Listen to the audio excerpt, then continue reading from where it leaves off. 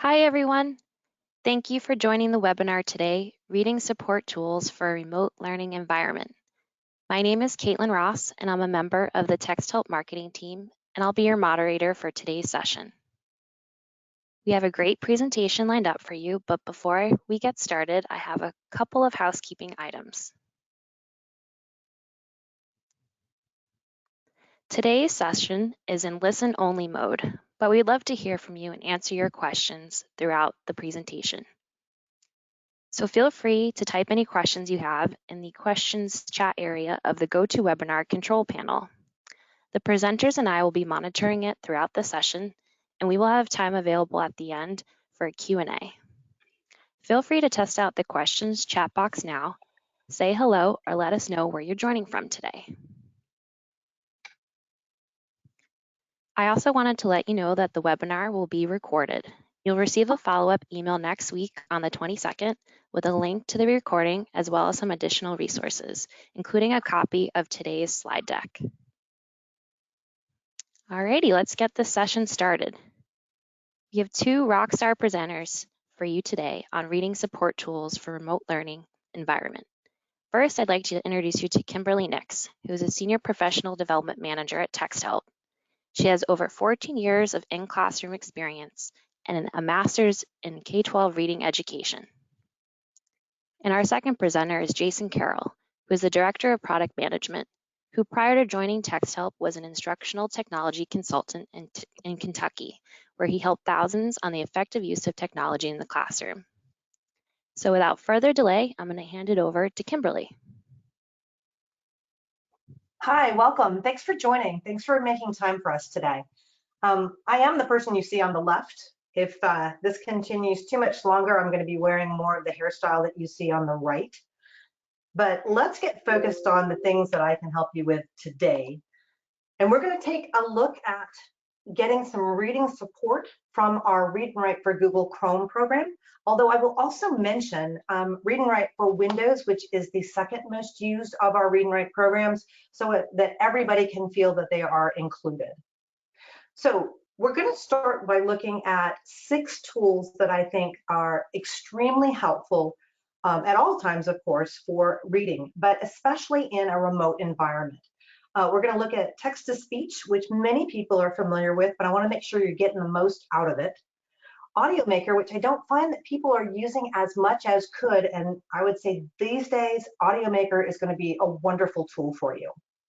We're going to look at the dictionary and the picture dictionary and how they can work together to help students, as well as the highlighter tools, which have so many different possibilities. And then we're going to wind it up by looking at the voice note tool, which again is one of those tools that I think is going to be really helpful, especially with remote learning. So in looking at each tool, I want to make sure that you know, first of all, the why you would use it. And second of all, the when, so giving you some examples of when it would be helpful. And then finally looking at how to utilize these tools, specifically giving you pro tips on how to get them into use. First of all, text-to-speech. Now, there's still some myths floating around out there about text-to-speech and using text-to-speech. Occasionally I hear, well, isn't letting students use it cheating? Well, no, not necessarily. It depends on the student and what their needs are for it. I sometimes hear, it wouldn't be fair to let some students use it. And I always think about the fact if we asked everyone who was wearing glasses to take their glasses off, would that then be fair, even though it was equal? And the last one that I hear that's a myth is, I often hear, well, if we have students using text-to-speech, will they learn to read? And no, we're not finding that students are going to become so dependent on a text reader that they would not learn to read if that's something that they are able to do. So why would you use text-to-speech? Well, of course, it's going to allow students to comprehend without obstacles. So what do I mean by obstacles? We're looking at things that are going to be a challenge for students. So we've got some students who may have English is not their first language, who are behind in their reading skills, students with dyslexia, with learning or physical disabilities or other types of print challenge, or students who are stuck in the decoding stage, have not yet gotten out of that. This is going to allow them to sit back and make the meaning without the other obstacles. This is also going to help students to increase their exposure to content area words as well as grade level words. This is going to help them to increase their word recognition because they're going to be able to see the word and hear the word at the same time. So gradually, this is going to improve students' vocabulary.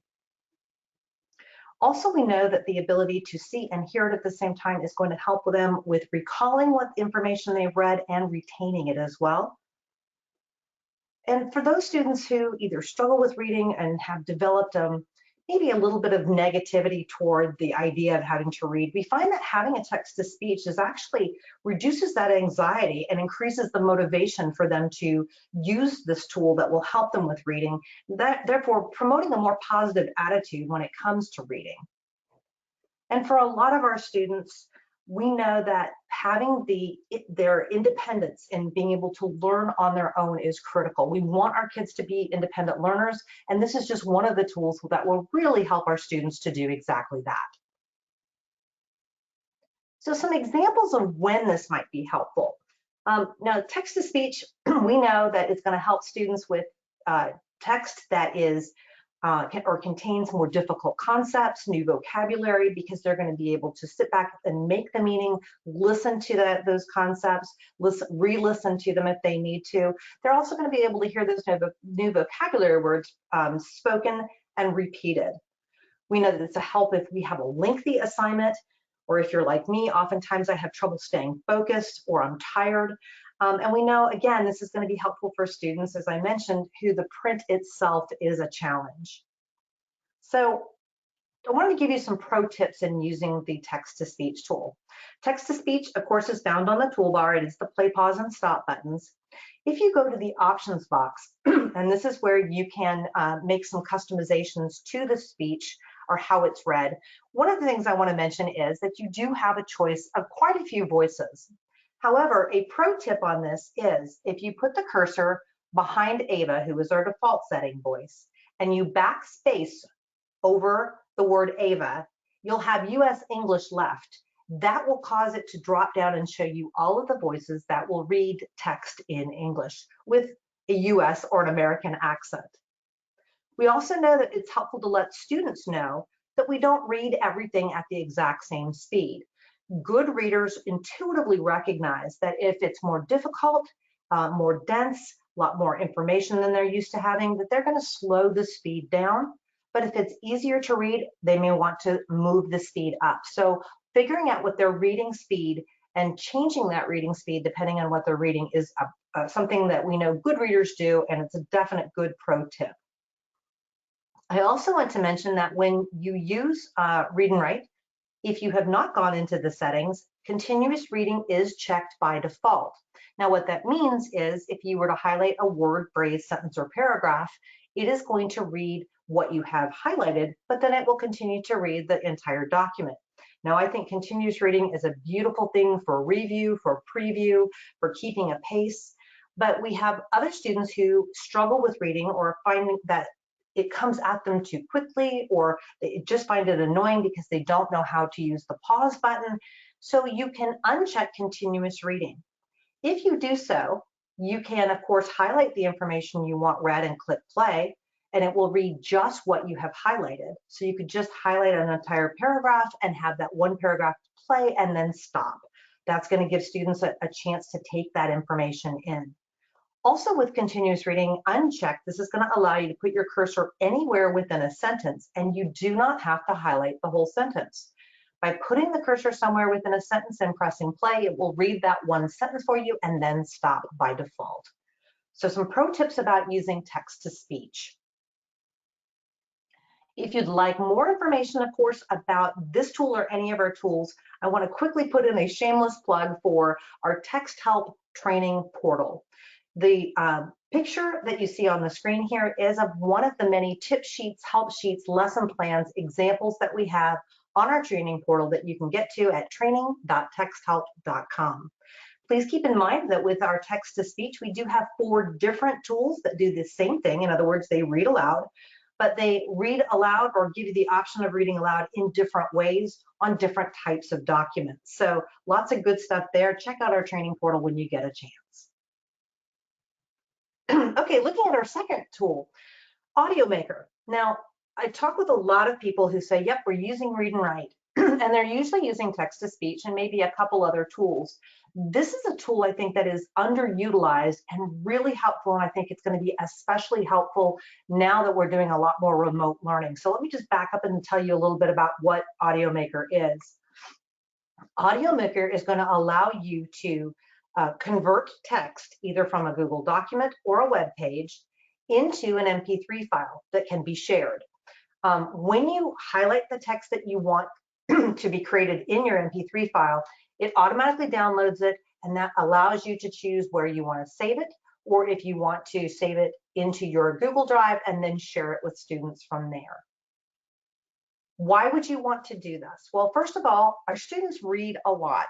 That's something that we really focus on. As part of English Language Arts, we have speaking, reading, listening, and writing. Now, we know that we do a lot with reading and writing. We don't do as much with speaking and listening. So we want to give students an alternate way to be able to take in or learn information. Also, this is a help because it is a recording. They can listen to it over and over again. And just like rereading, this is going to help them, again, with comprehension and retention, as well as giving them an alternate way to take in that information. One of the things we also know is that as students progress through the grades, generally they start getting more and more information through a lecture or listening type of environment. So we want to get our students practiced with learning through listening or through lecture. And this is a format that will allow you to do that. So when would this be helpful? Obviously, if students are reading about a particular topic and they don't have a lot of background information, then asking them to read more in order to understand their assigned text is not going to be a good thing.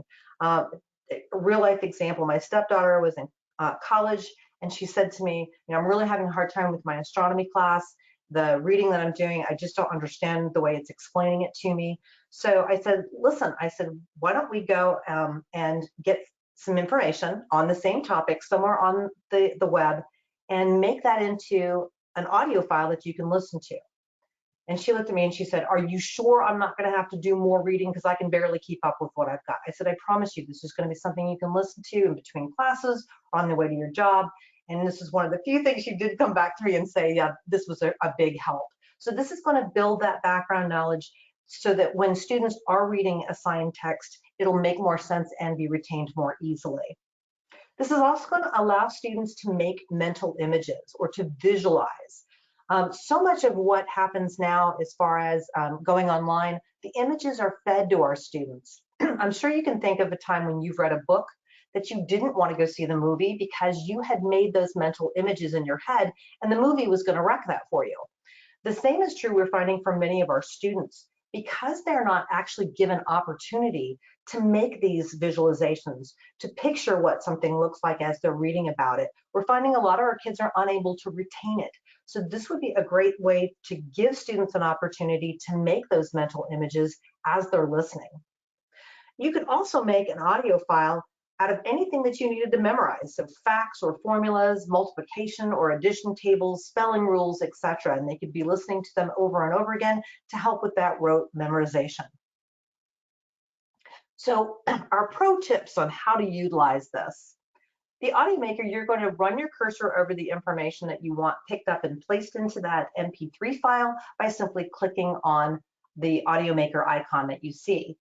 One of the things that we know is that a student who is looking for nothing in a reading assignment usually finds it. It's the same for listening. A student who is listening for nothing in a listening assignment usually finds it.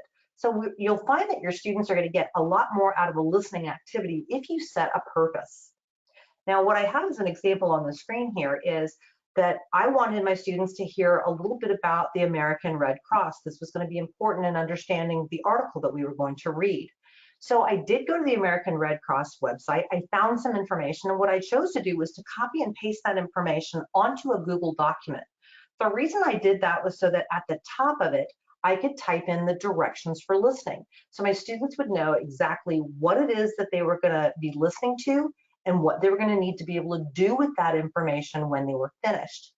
When I then make the MP3 file, I highlight everything here, including the directions, and then the first thing that they hear when they listen to that MP3 file is the directions. They know what they have to know, and they know what they have to do with that information when they're done. Now, another pro tip that I think is going to be especially helpful with remote learning is the fact that we know that a lot of households are struggling with devices. There's just not enough Chromebooks or PCs or Macs to go around. So this is an opportunity for teachers and for students, because students can obviously create these for themselves, to be able to create an MP3 file that then can be listened to from their phone, from their iPad, from a Chromebook or a PC or a Mac. So this is going to give them an alternate way of taking in that information, but it's also hopefully going to free up some devices. If you have Drive on your phone, you just go into that, or you could also send it as an email attachment. You can listen to it that way. So a pro tip for the audio maker, one of the tools I think is really helpful for remote learning, and one of our underutilized tools that I'm hoping more and more people will see the value of. All right, these two go hand in hand, dictionary and picture dictionary. Most people even those who just barely scratched the surface of the program know what these two tools are. But I want to give you the why you would want to use these tools. First of all, let's face it, we all like pictures. So visuals are going to help students. Now, some students are really going to be helped by having that visual for word identification or word meaning. And this is especially helpful for multiple meaning words like the example you see on the screen. Oftentimes we know that definitions are going to help students to better understand meanings of words. But, gone are the times where people are accessing a physical dictionary anymore. And so we have a lot of students that I hear all the time, oh, they're so tech savvy. But I will tell you, by and large, I still find that most students don't know how to use technology to help themselves. We can access definitions on just about any device. So it's important that we give students this option and show them how this can help them on just about any device that they're on. But of course, it makes it really easy with Read&Write for Google Chrome to be able to access the dictionary and or the picture dictionary at the same time. Another thing I want to mention is our English language learners. If students who English is not their first language are encountering our language for the first time, it is stunning, even to those of us who are native speakers, how many words are multiple meaning words. So having these two tools are not even an option. They're really going to be powerful and supportive for those students who are struggling with trying to take on that new language and realizing that the word organ, of course, as we're reading about the bloodstream, is going to mean the bottom picture and not what is played at a hockey game. So here are some examples. Our students, even our older students, this is not something that they are not going to benefit from because so many of them are dealing with a lot of really dense text-heavy reading materials, and there's nothing there to have as a visual cue or a reminder, like the information there was around this picture, or I can remember this information because it was around this picture. So one of the things you want to do is make sure that you give students an option to add pictures, regardless of grade level. We also know that because there are so many multiple meaning words, we want to ask our students which definition makes sense based on the way that word is used. That's going to get them to use what we call context clues. In other words, which definition makes sense based on the way the word is used, and how did you know? What in the text helped you to know that that was the correct definition? And of course, you can add pictures to any words that are new or maybe hard to remember. Now, if you've not used Picture Dictionary or if you've just scratched the surface, I do want to mention that you can simply click and drag the picture from the Picture Dictionary onto a Google Doc. Can't do that on the web, unfortunately, and you can't do it on a PDF, but you can access the Picture Dictionary on both of those. So I wanted to show you this example where students have added pictures either to their own stories or narratives, to study guides, or to something that they're reading. And you can see just from the picture, it's a lot more fun to read, and it's going to be helpful because the student sees that picture and the word at the same time. Now, this can be used, of course, with older students, asking them to choose the definition or to choose a picture based on the way that that word was used in their assigned text is going to be a help for them as well. So they're going to get the option, and you are also going to hold them accountable for regularly accessing these two tools that are going to be helpful for them to remember vocabulary. Highlighters, one of my favorite tools because it is so incredibly versatile. There are so many things that you can do with it. So the why, first of all, it helps students to categorize information through color coding. Categorization is a higher level thinking skill. So why is that important? A lot of our students think that the best way, and many of our students think the only way to study, is through reading and rereading. Unfortunately, in order for our brains to retain information, we need to do something on a higher level with it. So categorizing information is going to help our students to remember and understand information. There's just so many things that you can do with the highlighters. So it's really inclusive of all grade levels. They're easy to use. The kids find them game-like and they enjoy them. And highlights can be made on Google Docs, Word docs, web pages, slides, PowerPoints, PDFs, and they can be collected on many of those documents as well. So to give you some examples, now this is in no way an exhaustive list, but I wanted to give you some ideas of how really the highlighters can be used through a range of levels of users. So one of the things that I see very commonly, actually grades probably 3 through 12, is main idea, details, examples, and introduction and conclusion. So they can use that color coding system if they're identifying those or doing some analysis of something that has been written as an example or of their own writing. You can start with the littles, the kids that are K2, K3, and have them just look at the words. They understand grouping things together by what they have in common. So highlighting individual words that start with a particular letter or come from a word family. Parts of speech are an easy one for students to work on and understand that color coding system. You can do the same thing with math. As students get into the higher grades and they're reading text, much of that text has a text pattern or a text structure that is repeated throughout that particular chapter or throughout the book that they're reading. So for students to be able to recognize that there's a repeated pattern of that information, they're also going to be able to collect this information and create a study guide.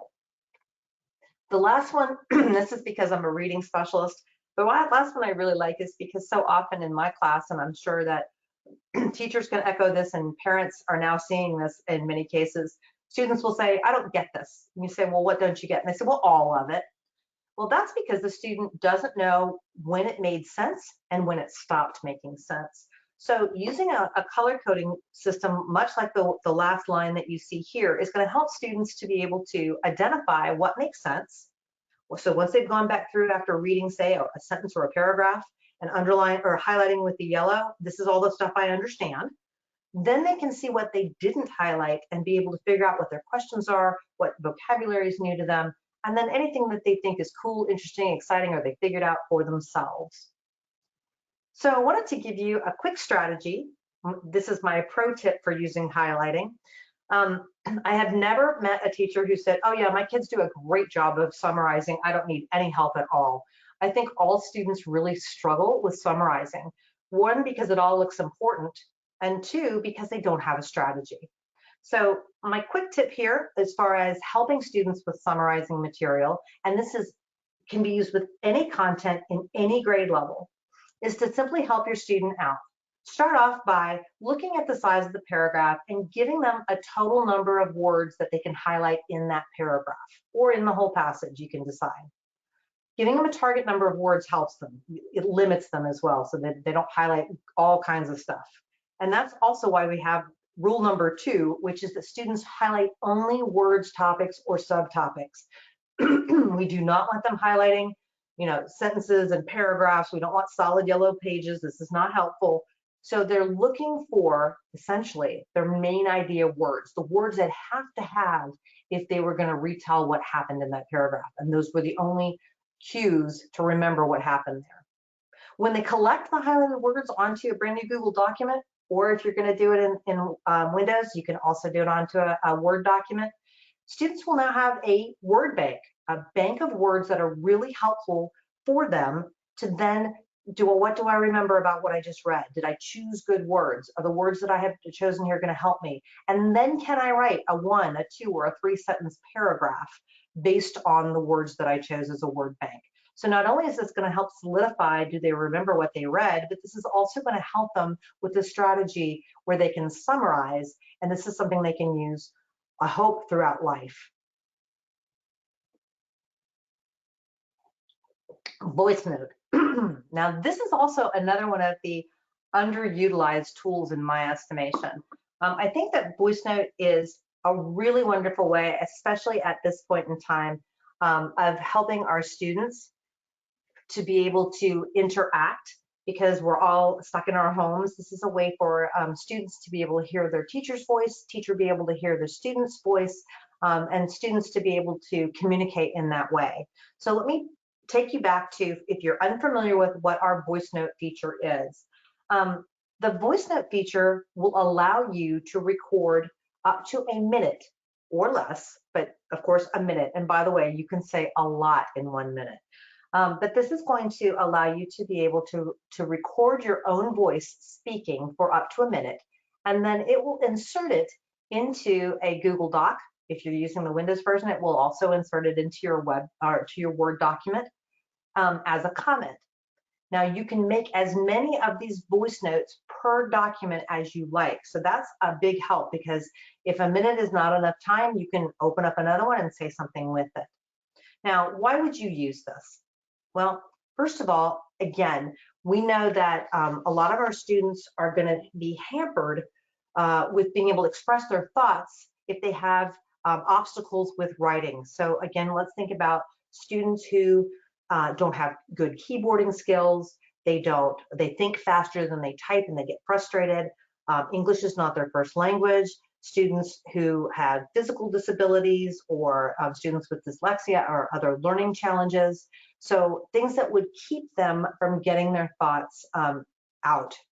So this is going to allow them to do that without having to write. So this also, as I mentioned earlier, when we're looking at those 4 areas of English language arts, listening and speaking are the 2 that we don't often get to provide opportunities for our students to practice with.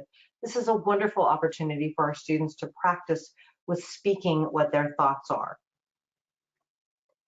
As I mentioned, this creates an easy way of having interaction among students, especially if they're working on a group project or you have 2 students working on the same document.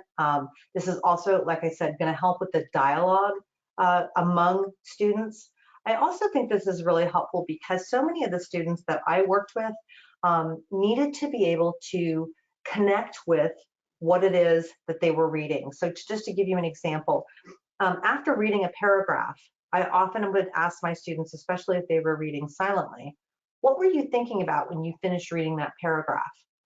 Because I want them to connect their thoughts, because reading is a complex thinking process. So I want them to be thinking about what they just read.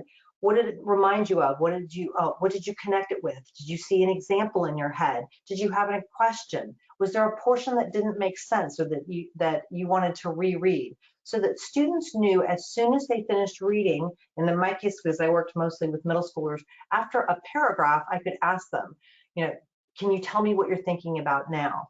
So one of the things that would be an easy grade and really be helpful, again, in keeping people connected, is to ask students after each paragraph, make a voice note and tell me what you were thinking at the end of that paragraph.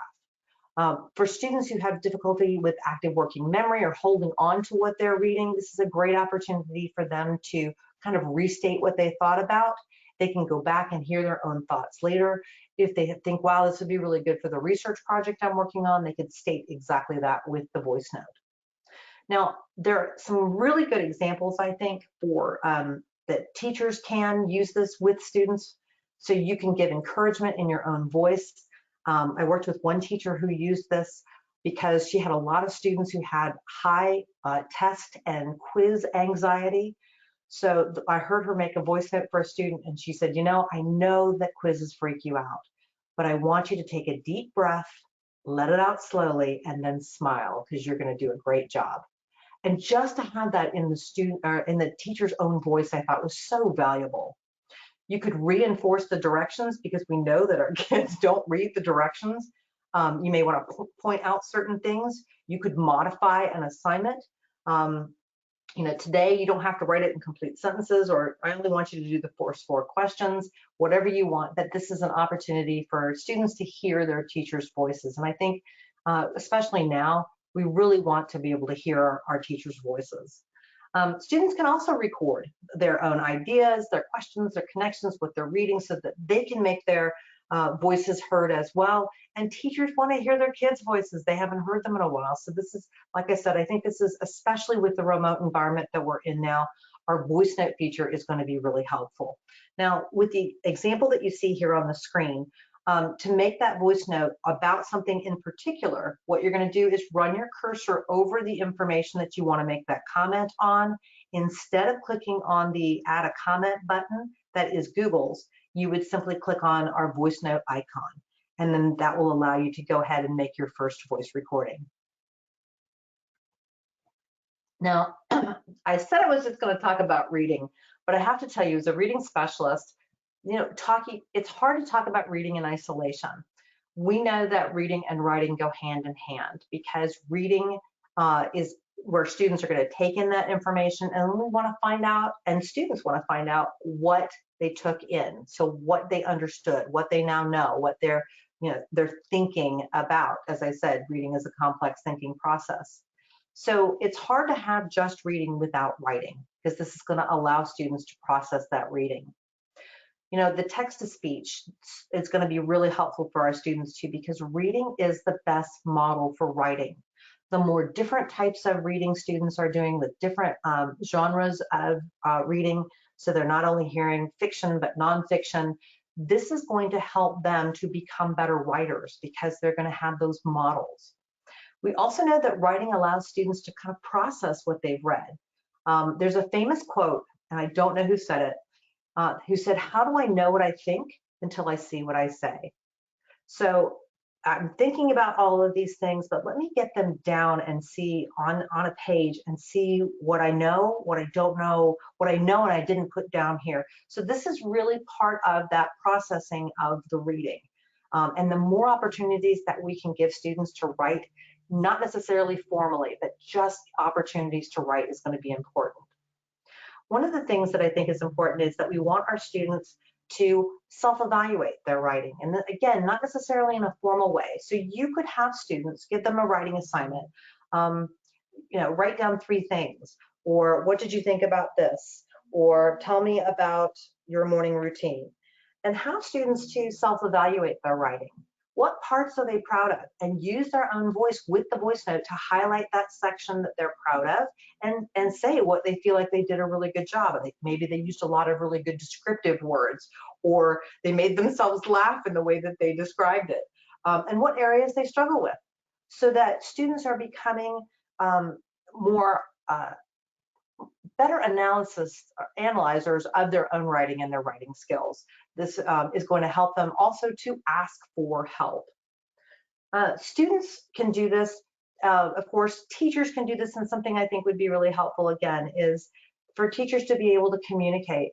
And I like the voice note idea of communicating with students, especially if they're in the drafting stage, because as a former language arts teacher, I get resisting the red, resisting the urge to lift that red pen and start going at it. So one of the suggestions I want to make is, because the voice note will do 1 minute or less at a time, this is going to give you enough time to give a suggestion or 2, and then give a positive comment.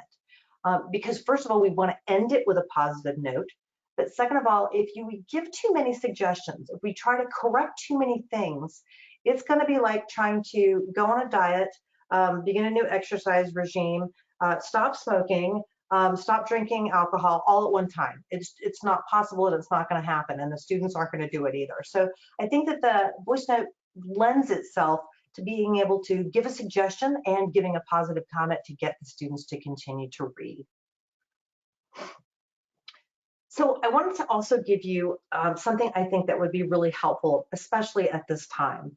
Have students describe or explain their thoughts or feelings, choosing from some of the prompts that I have here. This is something I used to do in my own classroom. We called it 3 things writing activity. So I'd ask them just to give me 3 things. It's a safe place for my struggling writers and readers. It's something that the students who have a lot to say are going to expand on anyway. They could choose more than 3 things if they wanted to. But here's some examples. You know, right now, a lot of our kids are missing school. They're missing school. So tell me, what do you really miss about school? Tell me 3 things that you never thought you would actually miss about school that you actually do. Tell me 3 things you like or dislike right now about this time at home. Tell me 2 things that you appreciate now that you can't do them right now. Or 3 things that you're really grateful for, or 3 things you had trouble adjusting to. I think that's giving students this opportunity to kind of process through, because we're all processing this unprecedented time. It's an odd time for all of us. It's going to give students an opportunity to kind of think about what their thoughts and feelings are about them, and then be able to share them. They could share them with their parents, of course, but using the voice note feature, they could share their favorite parts of their writing by reading it out loud and using the voice note. Keep in mind it's only 1 minute, but again, you can read quite a bit in 1 minute. Or to be able to give additional thoughts or comments on this, on what they have done. So I wanted to give that to you as a pro tip activity. Now, of course, other students are going to want to read their whole paper, and that's awesome. We really want students to be able to practice reading out loud, and most of our students are going to be more comfortable starting off being recorded by reading with something that they have written themselves. So if they wanted to, say, practice reading their entire writing, we do have what's known as practice reading aloud. Now, practice reading aloud is going to give students an unlimited amount of time to read. I've never seen students take more than 30 minutes, by the way. But this is going to let them highlight their entire writing, click on our practice reading aloud button, and it will open up a new tab and allow them to use the microphone and practice reading what they have written out loud. They can click on the microphone when it finishes, when they have finished, they click the stop button, which becomes play, and they can listen to it and laugh, because most of us mess up the first few times that we've recorded ourselves, and students will do it too. And then try to re-record right over it, and they can do this as many times as they wish. By the way, that's true of the voice note feature too. They can record it, they can listen to it. If they don't like it, they can re-record right over it. The big difference between these 2 things is that voice note will only allow you 1 a minute, but you can do as many as you like. Practice reading aloud is going to give you, I say an unlimited amount of time, but again, I've never heard of a student reading for longer than 30 minutes. Another nice feature about this is that you can see the paper airplane will allow a student to then send the recording to their teacher, who will be able to listen to it. So now I have burned through my time. I wanted to share a lot of really good practical activities and ideas with you, and I hope you felt like you got that from this. But this is, I wanted to show at the end, or the bottom portion of the slide, there is a link, and of course this will be also shared with you at the end of today's presentation to get you to our training and support page from texthelp.com, so you can find out how to use all of the tools. So if you're a beginner and you've not used our tools before, please know we have a channel on YouTube. We have very short videos that will show you the basics of using all of our individual tools. But our practice reading aloud is going to whet your appetite for what our next presenter, my esteemed colleague Jason, is going to be presenting. So Jason, I'm going to go ahead and turn this over to you. Great, thank you, Kimberly. Sorry, I've been furiously replying to all the questions, so that was great. Lots of good questions that came in. Kimberly, you can review some of those as you go through, but I think I've managed to reply to most of them as well as I can, anyways. So I want to show this screen, show my screen, the questions out of the way, and now can you tell me, Kimberly, can you see the slide deck? Just not in slideshow mode? It is not in slideshow mode, and I can see the slide deck. Okay, so I'm on the right screen at least. That's the start. Yes. Right. So thanks so much, and all those questions are great. I really appreciate you guys pulling those in. I'm going to cover Fluency Tutor. Before I do that, just because I've been keeping an eye on the questions there, for you all that aren't that familiar with Read and Write, you know, it is just the toolbar. Kimberly did a great job at showing you how to use some of the features and great strategies on that as well. There's some good comments on that. So it does work, as mentioned, in slides and docs and PDFs and EPUBs. But here I'm just in Google Slides. So this is the toolbar here. And if I click it, you see the tab, then it'll pull down and there's access to the toolbar and all the tools referenced earlier. You'll notice a bit of a different view when you're in slides versus in docs. It's just docs are easier to work in, so we can add more tools there. Some tools we're having a hard time or can't really get to work in slides. It's just kind of a different environment. Similarly, here I go over to a Google Doc, click the little down arrow or the little tab, and it will it'll pop up there as well. And then there are some questions around, does this work in French?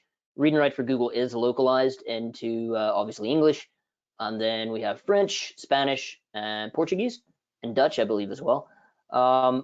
To change those around, if you wanted the French version, you can go to the little 3 dots here, choose options. On the first place you get to is speech. That's where you can change the voice around, prediction, screen masking, all that sort of stuff. And if you go to language, that's where you can go and change around the language. So you can set this a couple of different ways. If you set the language, for example, to French, which I'm not going to do, but if you do that, that'll change like the dictionary, all that sort of stuff over to the French version, but the features would still show up as English if you were to hover over them. So you could go and change the language and the features over to French, and now you have a fully localized French version. Of course, you would also want to choose a French voice there as well if you were going to change over to French. So and same thing goes for Spanish and Portuguese as well. So that's just a little bit on the localization stuff that several questions have come up on. Now, moving on to Fluency Tutor. I'm just going to go into full screen mode here. And I imagine that you guys will tell me if you can't see something. But so Fluency Tutor for Google, we've seen a really big uptick in usage of Fluency Tutor over the last few weeks, and that really has to do with the whole new environment that we're in with remote learning. So to give you an idea of what Fluency Tutor is, if you're trying to help students read and they're young, right? One of the ways that we do that, at least read fluently, is we have a standard measure called words correct per minute. And the way that usually works, if we first agree on what fluency is, right, and it's the ability to read quickly, accurately, and with expression. And as I mentioned, that's measured in words correct per minute. The way that's generally done now is not the most efficient thing, right? It's a student has a reading passage in front of them, and I have a copy of that passage as the teacher. And we'll go out in the hallway or go to a corner of the room, and that student will read for 1 minute. And every time they make an error, I mark that error on my copy of the document, right? So I've got a timer going for 1 minute. The student's reading. I'm trying to mark when they make errors. They're nervous because they saw that I marked an error. Then I've got to try to mark what type of error that was. Was it a mispronunciation or was it a hesitation? All that stuff has to happen in a minute. It's complicated. It's really complicated now because, well, students are at home and teachers are at home and they're not together to do these sort of things. And so that's where Fluency Tutor comes in. Fluency Tutor, it really can help improve confidence when reading aloud. It's great for supporting struggling readers and English language learners, but it's also just great for supporting those emerging readers as well. Those think grades K through 3, they're just learning to read. It integrates perfectly in with Google, so it works with Google Drive, Google Classroom friendly, and it really allows for that feedback, and it enables you to choose from a whole lot of different passages. So really what I'd like to do, I'm just going to take you in and show you this stuff. And if I escape out of this, now if you're not familiar with Fluency Tutor at all, you're going to get a link to this stuff as a follow-up in the email. You can go to texthelp.com and click on Fluency Tutor from there and look. But the first place you come to is when you start Fluency Tutors, it says, hey, are you a teacher or are you a student? And if you choose teacher, it's going to take you to a dashboard. Now, my dashboard is going to be a little bit crowded because I use Fluency Tutor, but if you've never used Fluency Tutor before, it's going to be empty. And here it just shows a list of my students. So these are students that either you have in your Google Classroom, you can connect your Google Classroom with it, or it's just students that I've shared reading passages with. Here I've got Chloe in here twice because she had a couple of different accounts. Chloe's my daughter, so I use her sometimes as an example. I've got a personal account I use. But anyways, if you're using Fluency Tutor with students, the first place that you'll see on your dashboard is a list of all your students, so you can kind of track their progress and see how they've been doing. So where you would generally start with Fluency Tutor is you would go to share a passage, because remember, the purpose is I'm going to share some reading content with students. They're going to get a notification and open it up, and they're going to get to practice reading. That's going to get shared back with me so I can score it and then track their progress over time. Kind of digitizes that whole process I referred to earlier. So I'm going to click on share a passage. And now we're going to see a list of passages. Now, Fluency Tutor comes with around 500 passages already included. So you can search these. These are all Lexiled. So if you're familiar with Lexile, you can sort by Lexile. You can go from least to greatest or greatest to least. We've got reading age and the word count. All these sort of things are already there for you that you can go and sort through. If you want to put a filter on it, you can use a filter, and you can filter to only see Lexile levels between 11 and 1200, for example. It's really flexible to do that sort of thing. When you find a passage that you may be interested in, here's one that's, let's find one, it's 3D movies, right? So if I wanted to know a little bit more about this passage, I can just click on it, and it'll open up, and I'll see, okay, well, here's the content. This is what the student would receive if I shared it with them. They would see the little picture, the title, and then this is the text that they would read through. So if that looks about right, that's great. I can share that out with students. You can see that all of the passages come with comprehension questions. So I can look through, I can see the comprehension questions, make sure I like those. And then each passage even has its own settings, or you can make this the default for all passages. But you can require students to answer comprehension questions, or if you'd rather, you can just leave those out completely. You can even choose the default voice they use if you want to allow them to hear text-to-speech and allow them to use a dictionary. All that stuff is built in by default to give them supports. But if you're trying to do what we call a cold read and you don't want to give students any support, you can do that as well. You can say disable all those things. You can confirm that, and then when you do, you can even make that the default for all the passages, so you don't have to keep going in every time to do that. So let's say that, okay, I like this passage, I want to share it. You can share it in two ways.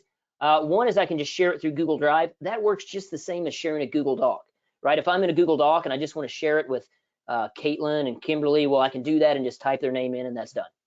But if I've integrated in with Google Classroom, I can click the Google Classroom link. Now, I'm not connected to a classroom, so I can't really show you that, but basically what it is that just allows me to share with an entire class or certain students in that class. So you can do that as well. Now, when a student gets that, I just want to take over. I want to take you over and show you what the student sees. So just bear with me for a second. If you do sign in as a teacher, you can switch over to a student account, so that way you can see what both sides of Fluency Tutor looks like. So I'm just going to switch over to a student account. It's just telling me like, hey, if you don't come back within 7 days, we're going to delete your profile because we don't keep student information and stuff like that for privacy reasons. So this is my student dashboard, and these are all the different readings that my teacher assigned me in the past and that I read and worked on. So if I wanted to click on this Martin Luther King Jr. letter from Birmingham jail, for example, I can open that up, and now you all get a sense for what the students see. So if you share a passage from Fluency Tutor, student gets a notification, they click on it, open it up, and this is what they see. They see the reading here and all the information, the picture at the top, if that's relevant. And then here are those text-to-speech. Here are the features we talked about, like the support tools. These are the kind of things that Kimberly already talked about and the benefit behind them. So here's the text-to-speech. You can use that to read everything out loud. You're probably not able to hear that. Martin Luther King, maybe you can hear that. Jr. delivered the historic I had. But you get the gist of it there, and that it will it'll go through and they can have it read aloud, and there's a dictionary and picture dictionary, all these sort of things that students can use. Now, if you chose cold read, all that would be grayed out. They couldn't use it. When they're ready, then they go to record, and this is where the power of Fluency Tutor comes in, because this is that piece I talked about that used to kind of be over in the corner of the classroom, one student, one teacher, a stopwatch kind of thing. The student can start recording and read this passage. Now they can stop and retry it all they like, but when they're done, they hit I'm finished, and that then gets sent over to the teacher. So again, you're going to have to work with me here while I switch back over. So now I'm in my student dashboard here, showing all the things that were assigned to me, and I'm going to change my account, and I want to go back over to my teacher account. So the first time you all go and install Fluency Tutor, it's going to look like this. It's going to say, are you a student or a teacher? And if you say a teacher, you're going to see the little getting started video. You agree to the terms of service. You say, let's get started. And then it'll take a moment and that'll get you all started. Now for me, since I already had a Fluency Tutor account, it's going to go back and show me my students. I didn't lose any information or any of that sort of stuff. So under recent activity, for example, that's just like a live stream of what's going on. So if I click on recent activity, I need to wait for it to load up. And it's going to say, hey, Jason Carroll started reading Martin Luther King Jr. because if you recall, I just hit the play button. And it tells me that on that passage, I've used the picture dictionary previously on this passage. I used the regular dictionary, the picture dictionary. I can even create a little vocabulary list like Kimberly showed you earlier with words that I looked up in the dictionary or picture dictionary, and I can then share that with a student. So this just gives you kind of that running report of the current activity. I can also go in by student. So if I want to click on students, you saw this earlier, I can click on Chloe's name. If I click on Chloe's name, this is going to show me all the recent activities she just did. And if I went through and actually scored all these, it's going to make a nice little progress report of how she's doing. It's going to create that running record for me. So let's look at this one. She finished reading Amelia Earhart earlier. If I click on that and I go to score this passage, this is what you can do as a teacher. So you share a passage with a student, they practice reading it, they say I'm finished, you get a notification, you open it up and you go to score this passage. Now I'm actually able to hit the play button and listen to the student read. And it's I love it. I think it's great just to hear the student read, and they're usually in their own environment. They do it at home or on their own time or in a certain place in a classroom that's not going to have the pressure of a teacher sitting right across from them with a stopwatch. So we'll see if this works.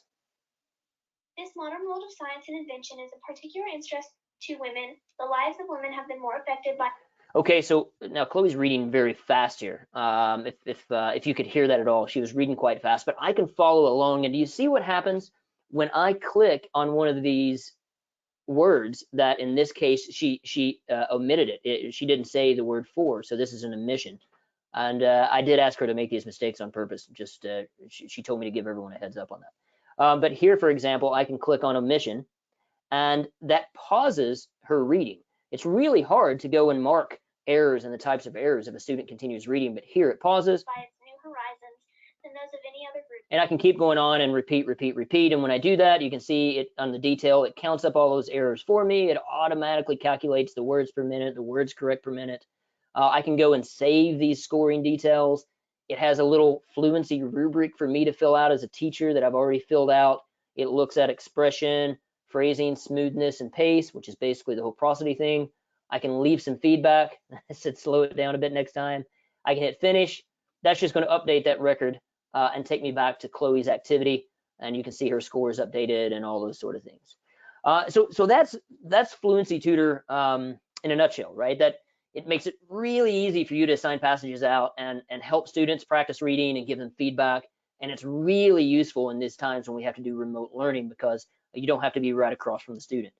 Now, a couple of things I should add here, and then that'll leave us a few minutes to go through for questions and answers, is there are the 500 passages that comes with Fluency Tutor, but it's not limited to that. If I go to share a passage, there are a couple of things I can do. One is I can create my own content.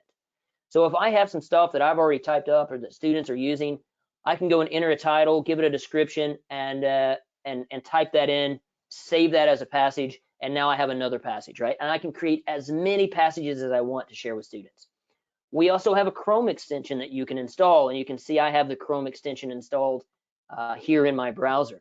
And what that does is if I'm out and I'm on the web and I see an interesting article from the news and I think, wow, that's really relevant. Like maybe they have an article that really explains the coronavirus for young students, and I want to turn that into a reading passage. I can do that by using the Fluency Tutor extension.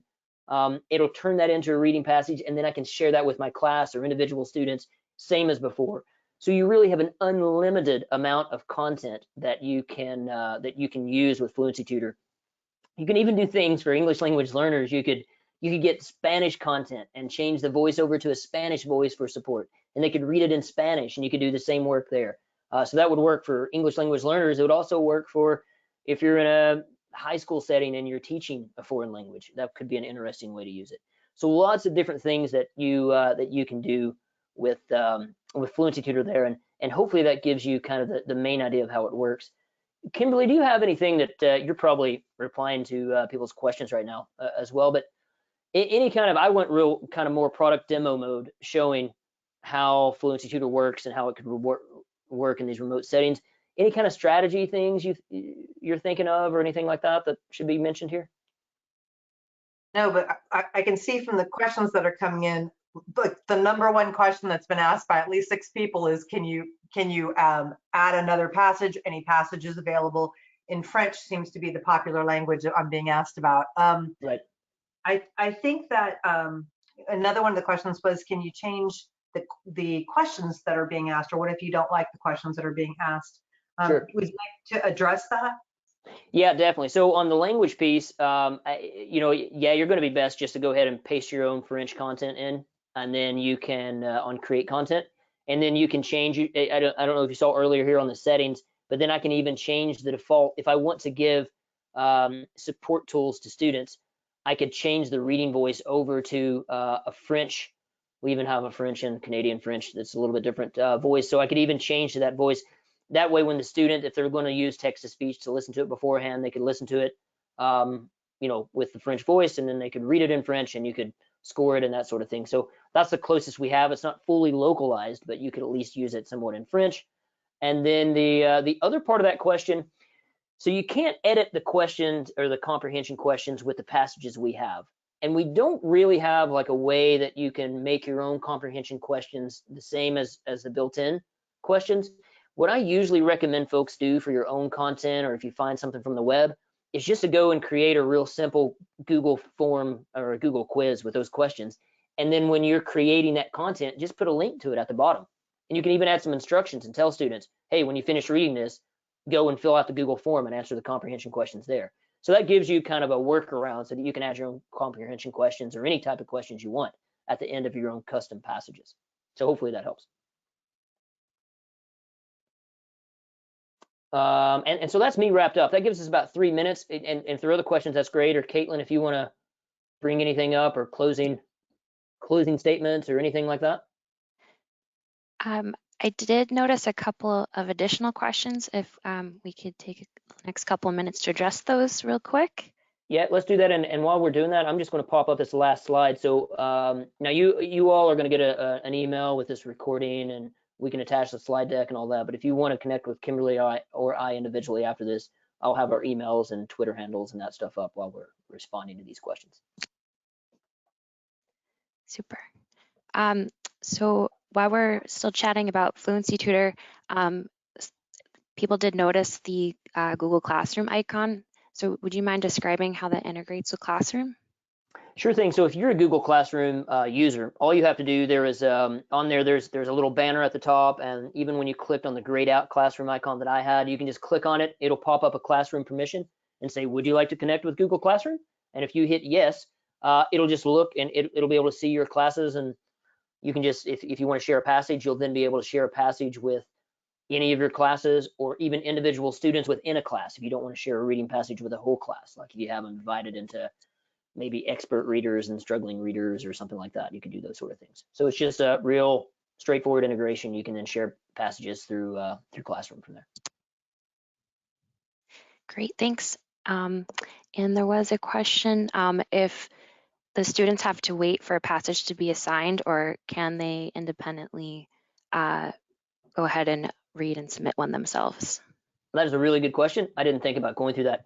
So in general, a teacher assigns a passage, and then you know, a student gets a notification, and they can go and read it from there. But if the student can also install that Fluency Tutor extension, and then if they're out on the web and they find an article, or if you want to send them a list of resources, they can go and create their own Fluency Tutor passages using that extension and read, similar to what Kimberly showed with the practice reading aloud. And they can go ahead and practice reading and hit save and unfinish, and it will forward on. And when you log into your dashboard, you'll see all of the recordings without you ever having to assign them anything. Great, thanks. And then we have a question around, we've had a few questions about voice notes. I just want to be sure that they were answered here. Kimberly or Jason, can you confirm what the length or maximum length of the voice notes can be? And do students have to have premium access to Read&Write to be able to listen to them? Do you want to take that, Kimberly, or do you want me to handle? Either one. So the voice notes are a minute or less each, but you can make as many as you choose per document. When a student makes a voice note, it's automatically saved into a folder that's auto-created. And so the students can get back to them even if they resolve them or get rid of them. The recording stays in their drive. Right, so even if the student, if the student doesn't have access to make voice notes because it's a premium feature, but if the teacher made a voice note, then the student would still be able to listen to the audio file. It's just they couldn't create their own in that scenario. Great, thanks. And then maybe the last one we have time for today is maybe Jason, could you help? Because it seems like there's definitely a lot of read and write users on the call today, but are newer to Fluency Tutor. Can you describe how the licensing works and what is free versus premium, and if they need read and write to have access to Fluency Tutor? Right. So you don't need read and write to have access to Fluency Tutor. Two totally different products. The way that the licensing works on Fluency Tutor, do a couple of different ways. I should start by saying for the current time, and Caitlin, you can help me with the how long this lasts, but Fluency Tutor is completely free for everyone right now. It's one of the things we're doing for this whole coronavirus environment that we're in, where everybody's at home and we're trying to provide free supports. It's completely free for at least the rest of the school year. Is that right, Caitlin? Yes, that's correct. Right. So that's the positive note. And then when you do get into next year or whenever things get back to normal, I mean, basically the way it works, if you're a teacher, you can buy a version of it for, I think it's $99, and then you can use it with as many students as you want. Or if you're a district and you think, yeah, we really want to use this for progress monitoring and all that sort of thing, just like Read and Write, you can do a domain license, and it brings it down to really cheap price per student that you can, and then anyone in the whole school domain in the whole district can use from there. So a couple of different options for it, but it's free for everyone for the time being. So yay. Super, thank you. I think that might be the last question we have time for today on the call, but if there was a question you asked for in the chat box that we didn't get to, we'll be sure to follow up with you directly after the session. So with that, just a quick reminder to please check back on the webinar series landing page tomorrow for a recording of this session, as well as a copy of the slides. And we also have a couple more sessions coming up, including a writing support tool webinar next Tuesday if you want to scope that out, and we'd love to have you back. And to access the page, the URL is text.help/remote learning series. I just wanted to note that this is case sensitive, but you'll also receive an email early next week with a recap of the resources from the session as well as the other ones we're offering.